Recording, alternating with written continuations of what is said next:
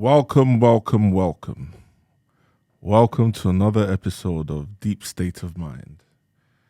If you haven't watched our previous episode on Deep State of Mind, the purpose I've decided to do this show is just to help people view things a bit more critically, if that makes sense. I feel like we're being fed a lot of information, and half the time we don't even know what's true or what's not. The people that are responsible to provide this information, so I mean like mainstream media, your BBCs and the CNNs, I don't think there's a responsibility for them anymore. I don't even know if they ever had, but I don't think there's a responsibility for them anymore to tell us the truth. So then it's now up to us to find our truth, because I don't think there's just a one view of the truth anymore. And what do I mean by that? Regardless of what information you have, or what information is given to you, people will always perceive it in a different way. So what is really the truth? But what I do want is for people to start looking at things a bit more critically. When I speak to people, I get a bit frustrated when they just divulge the same information that they're being fed by mainstream media without really, taking some time to look at things a bit more critically. So, that is the whole purpose of the show. Feedback from my previous episodes, or feedback from episode 1 that I'd like to address is some people, because I spoke a lot about Trump and Elon Musk, some people got the impression that I am pro-Trump or pro-Elon Musk or pro-Republicans. I'm not. That's not the impression I'm trying to give anyway. What I'm trying to achieve on this show is for us to look at things. So any information that's come out, we need to look at it and look at it for what it actually is. So I don't think there's a good or bad person. I don't think Trump is a good person or a bad person. I don't think Biden is a good person or a bad person, or all these people. They live in their own universe. But what I'd like us to do is, when certain pieces of information come out, we're allowed to, ask questions and look at things a certain way. So I think that's the main piece of feedback I got. If I could just think, my guy Taker wanted me to. What did Taker say? I think he said he wanted me to go more in depth in certain topics. So I'm going to try to do that today. So from episode 1, if you did watch episode 1, I said I was going to be a bit more consistent. I'm going to, drop episodes regularly. And immediately I recorded episode 1. And that's actually the first topic. That's the first thing I want to touch here. If you're watching this from the UK, I am pretty sure that you know somebody, or you've experienced it yourself, or you've spoken to somebody who has gone through a COVID level episode. And what do I mean by that? People who had COVID, the serious COVID. So people who actually had COVID and struggled with it, which I was one of those people. I caught COVID and, I was out of circulation for like 7-8 days. I couldn't do anything. I was at home. I was bedridden. I had a similar experience in the last 2 or 3 weeks. Actually, this is my first week of actually feeling I'm not even 100% yet, but I had 2 weeks where I was really down, really out of it. And the only thing that made me start feeling better was the antibiotics. And it wasn't just me. The whole family was out. All of us we were struggling. We were in a really bad way. But mine lasted longer. They put me on antibiotics and I started feeling better. So there's definitely something going around at work. I spoke to a few people at work and they had the same issues. I spoke to my aunties, my uncles, and every single person had a story to tell. Either they knew someone or they themselves had this thing that's going around. I think it's a virus, because antibiotics help me. So it's something that's viral, right? Something that antibiotics could get rid of. And it's very, very infectious, because it was my son that had it first, and then it spread around the whole family. Like everybody had it. So that's the first thing. So there's definitely something going around in the UK.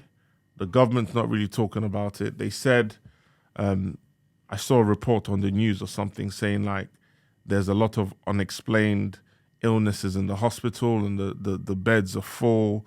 But, they're not really going into much detail. This is, for me, I experienced COVID and I experienced this.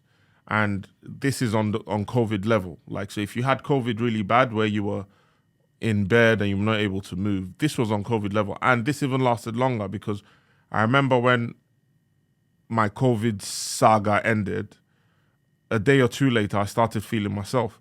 This one, when it lingered a bit longer. I had a really bad cough. I lost my voice from coughing.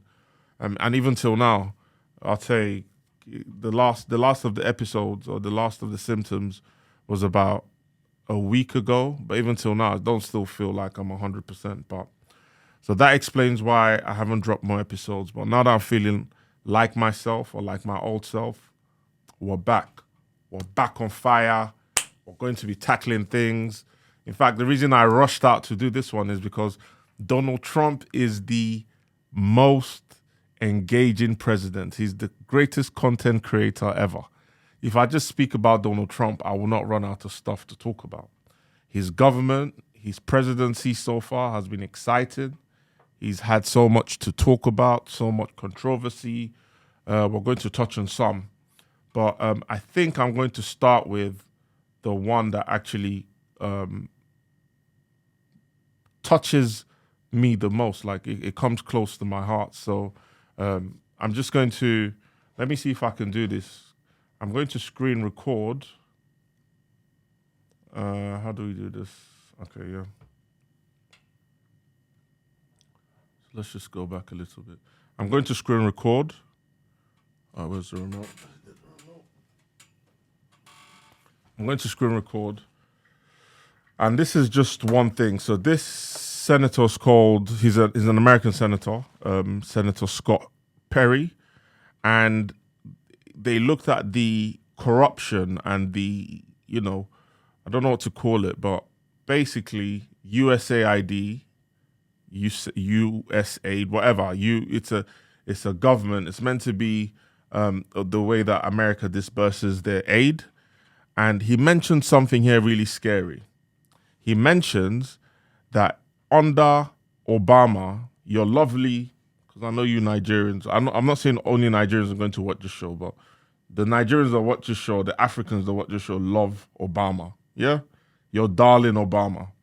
Under Obama and Biden, so basically the Democrats, they were funding Boko Haram. I'm going to add this video here for those of you who haven't seen it. That really rubs me the wrong way, because if you don't know who Boko Haram is, they're a terrorist organization operating in the north of Nigeria, and they've really destabilized the region, caused thousands and thousands of deaths. I think last count or last time I looked at it was over 40,000 deaths. So that's a proper terrorist organization. Now, it's absolutely shameful that under Obama, I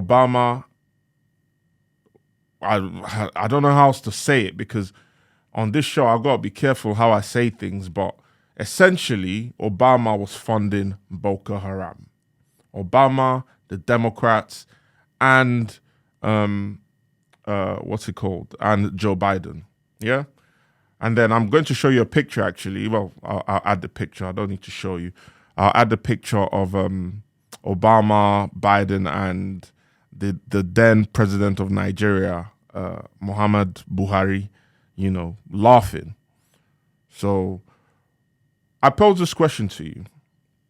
Most of you, because I know Trump is not a popular person, most of you would say Donald Trump is a bad person, he's racist, he's this. As far as I know, there's no record of him funding terrorism in an African country. I can't say the same for your darling Obama, your darling Democrats. When This election, the last election, that is the most invested I've been in American politics. And one of my friends, Madonna, I mentioned Madonna first episode. Madonna, I'll mention you again second episode. Madonna said she made a comment. She said I should mind my business. Let the Americans sort themselves out. And my comment to that is, whatever the Americans do, it really affects all of us in one way or the other. Now, in my opinion, it actually affects me directly because I'm a proud Nigerian. I love Nigeria. And Boko Haram is one of the scourges that has affected Nigeria. So for the president, your darling Obama, and people say, oh, it might not be true. I'm going to add a video of Scott Perry, a senator, speaking about this in Congress. So it may not be true, but it's not a joke, because a senator's not going to come and speak about this in Congress if there wasn't any truth to it. So not only did they support Al-Qaeda, they supported the Taliban, ISIS, Boko Haram. But I don't care about these other places because, honestly, it doesn't affect me directly. But Boko Haram, for Obama to come out years ago and blame Boko Haram on bad governance and bad government. This was under Goodluck. So it's obvious that they didn't like Goodluck Jonathan's government. And they funded Boko Haram so that the government will be unstable, so that people will be dissatisfied, and so that they can get him out, which is exactly what they did. Remember Bring Back Our Girls? Michelle Obama had the placard, Bring Back Our Girls. Meanwhile, your husband was the person who funded the people who kidnapped the girls. Isn't that a joke? Isn't politics a joke? Listen to these people at your own peril. They don't care about you.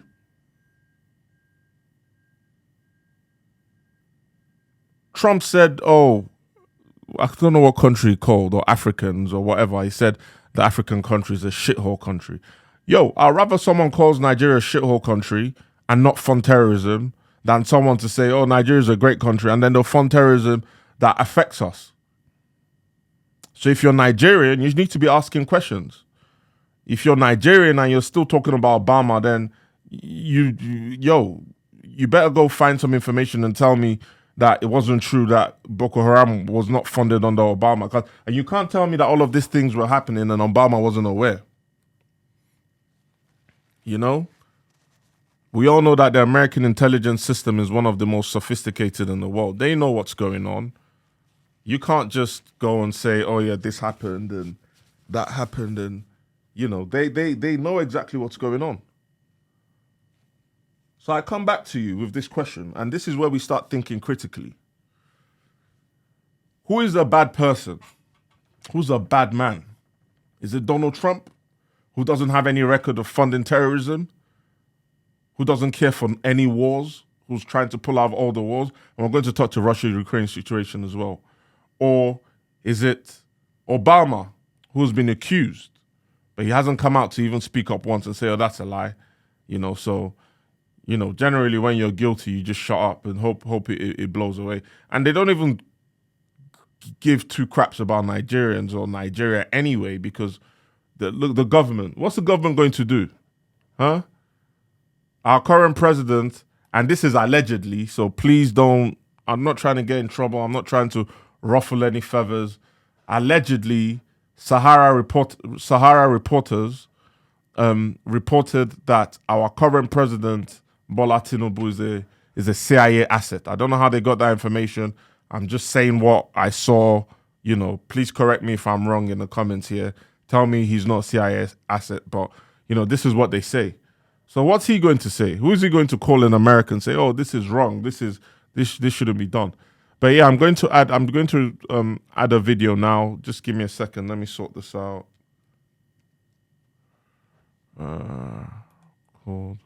Yeah, I'm going to play a video here where senators actually talking about Senator Scott Perry talking about USAID, USAID. I don't know how it's pronounced, but it's the American aid body organization funding terrorism But we're not even looking at the terrorism. We're looking at Boko Haram. Yeah.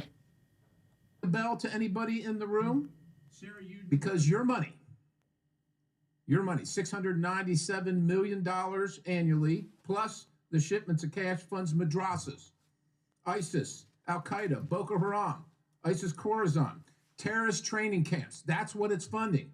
If you think that the program under Operation Enduring Sentinel entitled Women's Scholarship Endowment, which receives $60 million annually, or the Young Women Lead, which gets about $5 million annually, is going to women who, by the way, if you read the Inspector General's report, is telling you that the Taliban does not allow women to speak in public. Yet somehow you're believing, and American people are supposed to believe, that this money is going for the betterment of the women in Afghanistan. It is not. You are funding. So yeah, that's the clip I wanted to show you. This senator is alleging, Senator, what's his name? Scott Perry.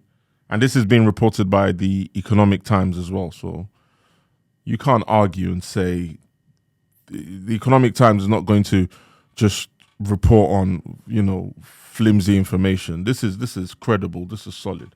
And if it's not, they need to come out and say it's not.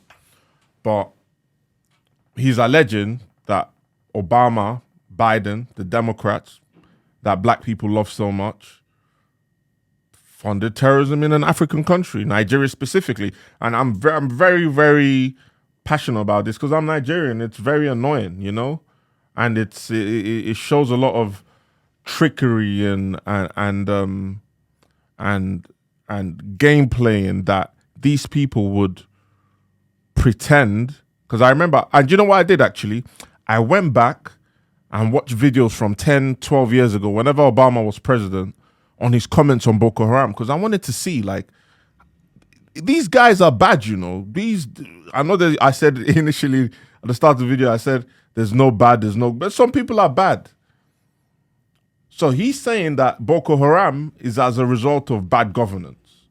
This is when they were doing everything to get Goodluck Jonathan out of office, because for whatever reason, they knew that Goodluck Jonathan was moving in the right direction. And who did they want to replace him? Someone who set us back 40 years. Nigeria is Africa's biggest democracy, and they were messing about with it. They were touching, they were trying to tweak. And I guess the straw that broke the camel's back, because that's what they used to campaign, was bring back our girls. If you don't know that incident, 300 girls were kidnapped from a school, or I think it was a school, from a school by Boko Haram. And Michelle Obama, everybody was talking about it. But then isn't that just a joke? That the organization you sponsored is responsible for this, and you're coming out to blame the government? Yeah, there's a lot of stuff that goes on in the world, man. It's heartbreaking, but I really want you, if you're watching this, please, when you see information, we have to break it down critically. We can't just take what CNN and BBC are telling us, because it's no longer their responsibility to tell us the truth. If the tables were turned, imagine if Trump was found to have sponsored terrorism. Can you imagine how the internet will be on fire? Excuse me. This Obasanjo's internet that we are on, it would have been on fire. Therefore, don't they fire Trump? Devil, killer, this, that. Like I said, I'm not saying Trump's a good person, because look at what's happening in Gaza. He's playing games on that side. So I'm not even saying, but what I'm saying is I'm talking about the areas that affect me personally. The world is big. You got charity begins at home. We got to talk about the one that happens at home. As far as I know, Trump didn't fund any terrorism in Nigeria, but the Democrats did. So all of you who voted Democrats or who were running around for Kamala Harris and Biden and all of that, you need to sit down and do some more research before you start running around. Yeah? because this is ridiculous. Absolutely ridiculous. But I'm not going to stay on this for too long. Another thing as well is, do you remember the time when in the past, journalists used to break stories and they used to go and dig and find out. There was the Watergate. Was it the Watergate with Nixon? But basically, what I'm trying to say, there was a time when journalists were actually like responsible for telling us the truth. This has been happening for 10 years. Not one journalist has investigated. Nobody has looked into it. Donald Trump has come out and said, look, this is what's actually happening, because the reason the investigation into US aid spending happened is because of Donald Trump. He's gone and said, yo, we need to look at where this money is being spent. And then they found that this money goes towards terrorism, to destabilize countries. How come no one's reported on this? Is the mainstream media part of it? While Obama's funding his mainstream media, spreading, or bring back our girls, 300 girls got kidnapped. By who? By the group that the president was sponsoring. I don't care. They're saying USA. It was the president that was sponsoring, and specifically, I'm going to look for other video clips. Specifically, it continued under Biden. That is an absolute joke. Next time you want to talk about Obama, please be objective. Please look at the full picture. Don't tell me because he's the first black president, then that is rubbish. He doesn't even care. First black president didn't even do anything for Africa. He didn't even care about first black American president. Or however you want to say, you know what I mean. Don't start holding me to grammar and grammatical errors. Use this thing. You know what I'm saying, man. So yeah, just because Obama was the first black American president or first whatever president, I don't even know what he is, because they say his dad's Kenyan. He didn't claim Kenya. He grew up in Hawaii, so he didn't even start campaigning or working towards black causes until he was in his 20s in Chicago, that when he knew he was going to go into politics. So everything for him seems calculated, and I don't trust him. I never did. Well, I did. I'm not going to lie. I think that's even the reason why I feel a bit hard done by, if I'm being honest. I remember when I was in uni, when Obama first went in, I was in University of Kent, and we stayed up all night. We were celebrating. Now I feel like a dummy. What? Why was I jumping around? What did he do for me or my family? Like, what was my business? Huh?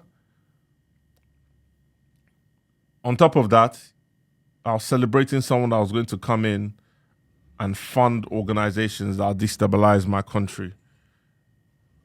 Isn't that psychological programming? They've programmed us, man. And when I try to have conversations with people about this, they still don't believe it. Oh, what do you mean you don't believe it? It's true. If it's not true, let's research it. Say something. Let them come out and say it's not true. But these organizations have been seen. There's a paper trail that under Obama, these terrorist organizations were being sponsored. They were given money to destabilize the government. It's a big shame. And when you see that picture of Michelle Obama saying, bring back our girls, knowing that because I'm sure she knew. If she didn't, then Obama's a bad guy, because he saw his wife carrying placard. Bring back our girls, bring back our girls. And he was looking at her, not knowing that it's your husband that knows where the girls are. But yeah, we'll stop there. Move on to the next thing. So yeah, next thing I want to talk about is, let's talk about the Russia, Ukraine, America triangle. Because it's not a triangle. They've sidelined the EU. They don't care about the EU and the UK. They're like, you guys are weak. You're not going to do nothing. You get me? Donald Trump came in and flexed his muscles and say, yo, like, I'm going to sort this out. And he's trying to do it. But let's talk about it. So in the spirit of trying to be more analytical and, employ more critical thinking. Why do you think Russia invaded Ukraine? Do you know? Do you care to know? Let me see if I can find this video. 2 minutes, Hold the on. Ukraine war. This is not an attack by Putin on Ukraine in the way that we are told every day. This started in 1990, February 9th, 1990. James Baker III, our Secretary of State, said to Mikhail Gorbachev, NATO will not move 1 inch eastward if you agree to German unification, basically ending World War II.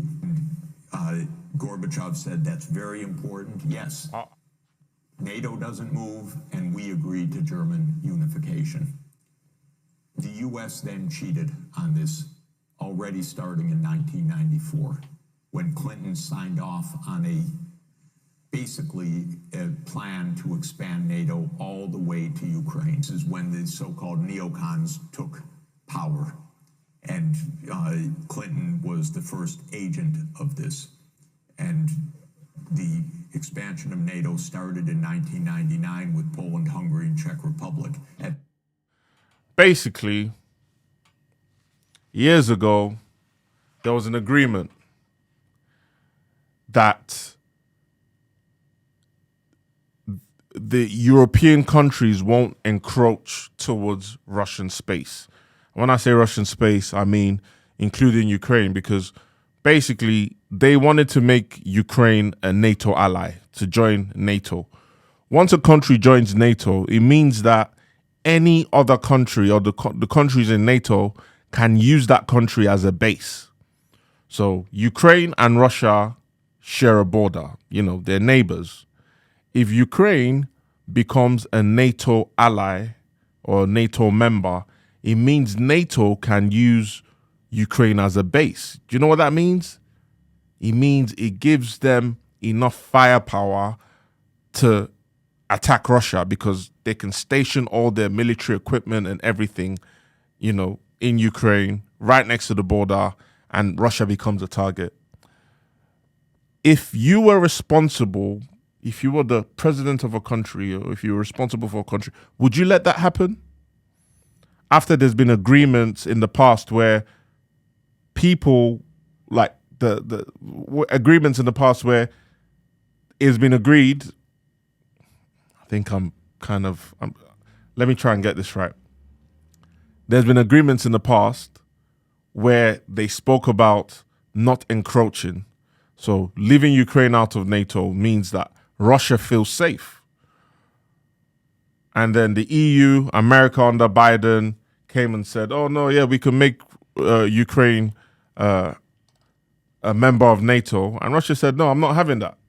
I can't let you do that. It's not safe for me. Like when you're out and someone gets too close and you're like, yo, bro, I don't feel safe. I might do something to hurt you right now because I don't feel safe. That's what Russia's doing. It's like, yo, you guys are coming too close. What do you mean Ukraine wants to be a member of NATO? I'm not having that. Step back a bit. And that's what the war's about. Now, Trump has come in and said, I don't have any time for this. I'm not interested in taking Russia down. I don't even see Russia as an enemy right now. And that's because they didn't wake up one morning and say, we're just going to invade Ukraine. Certain things happened that they didn't feel comfortable about. So basically, that's what it is. Skipping all of this Russia talk, I want to talk about Zelensky's recent visit. That's so funny. Zelensky-Trump argument.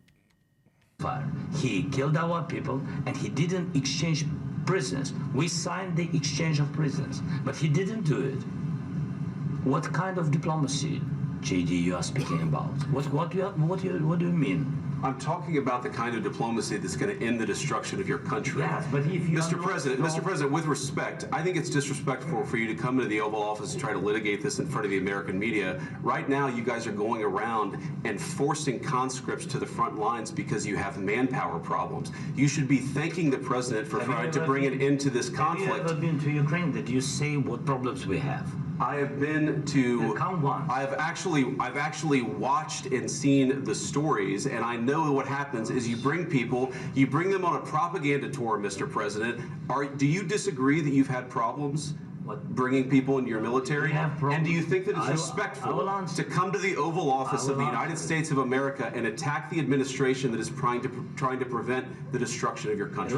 A lot of questions. Let's start from the beginning. Sure. First of all, during the war, everybody has problems, even you, but you have nice ocean and don't feel now, but you will feel it in the future.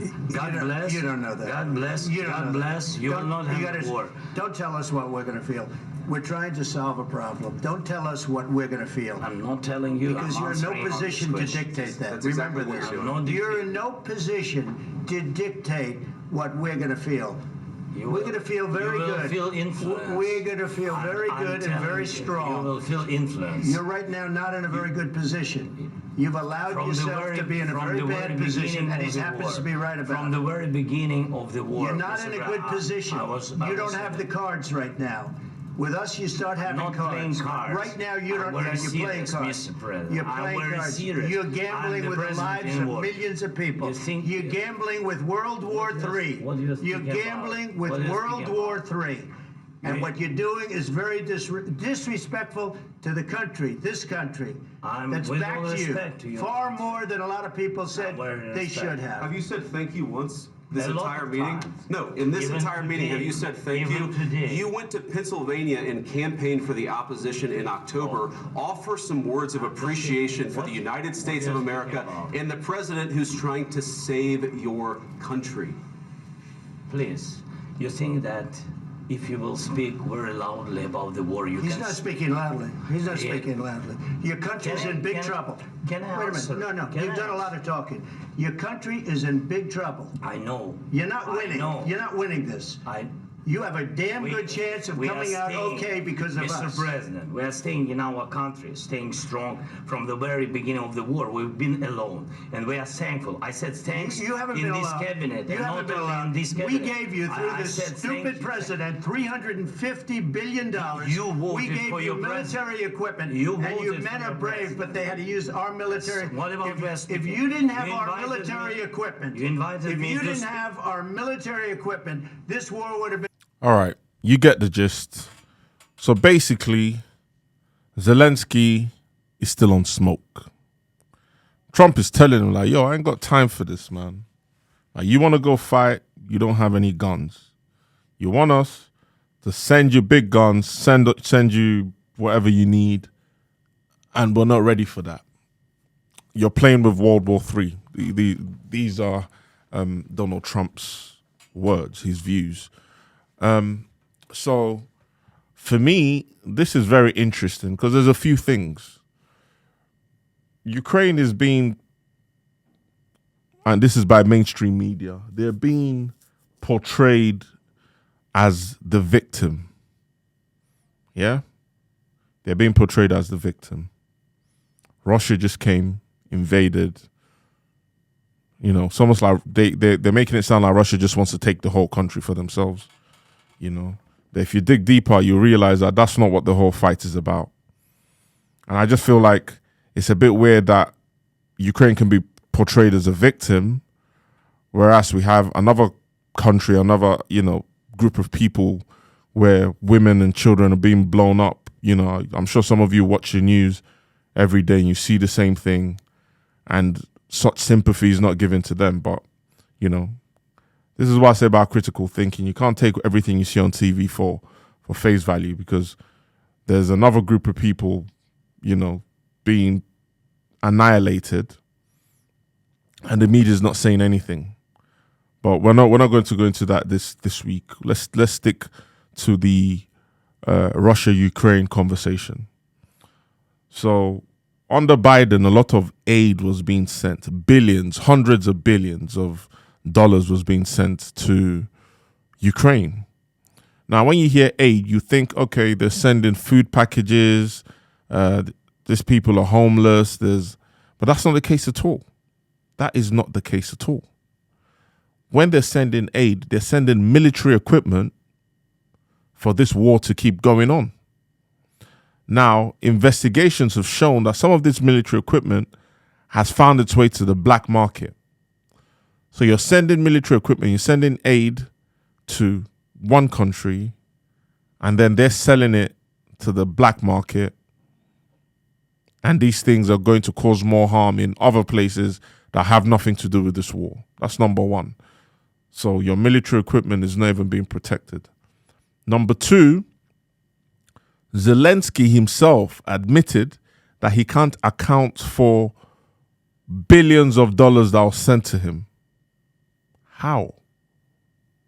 You're the president. This money came to you. How? What's going on? That's another topic.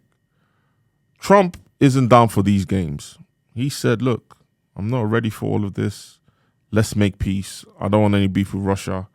And Zelensky, so this video that I'm watching now, Zelensky actually came into the White House and he's had an argument with Vance and Trump. So president and vice president. You know, personally, I think if I was going to speak to someone to help me, I'll be a bit more humble. There's an element of an entitlement here that I'm not really sure about. Why should they give you the money? Why do you think you deserve what you're asking for? You know? So, yeah, that's some of the things I wanted to touch on. Do I agree with, and please, feel free to leave a comment. Do I agree with Trump's view on diplomacy and not continuing this war? Excuse me. Hell yes. What's the point of continuing a war when it could lead to more catastrophic outcomes, i.e. World War III? You know, why do they keep poking the bear? Trump, and this is where it comes down to. You see, sometimes people say, this is, for me, politics isn't about good or bad, right or wrong. It's more about common sense. If there's any opportunity to avoid violence, you do, period. Because you might think you're stronger. You might think you could, someone will come and cause damage to you, So at all times, you should always try to avoid violence. So I just got a message. Let me check.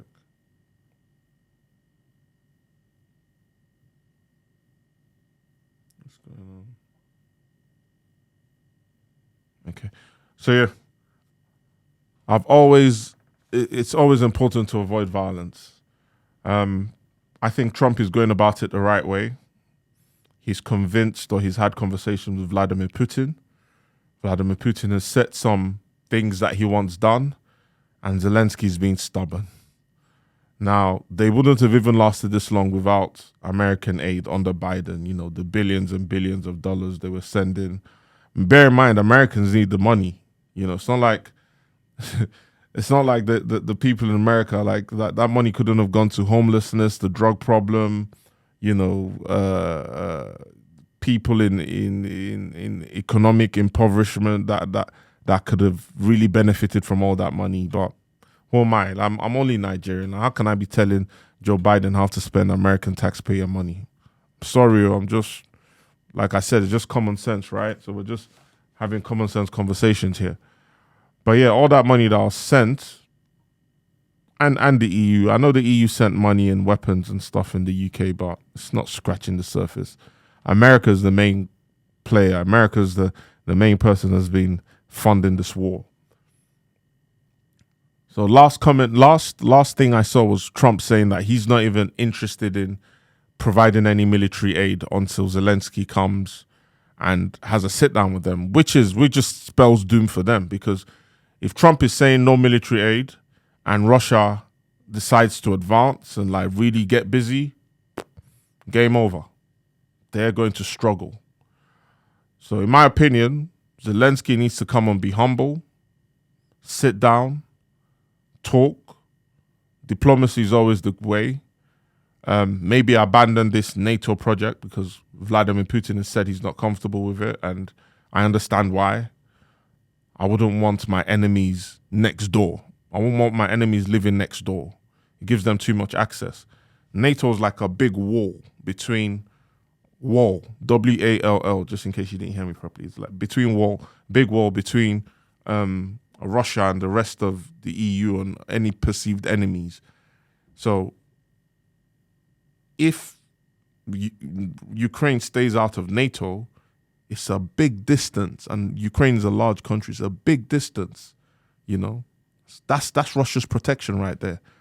So I don't think any president with the right frame of mind would let someone move next door to them with all their weapons, make military bases.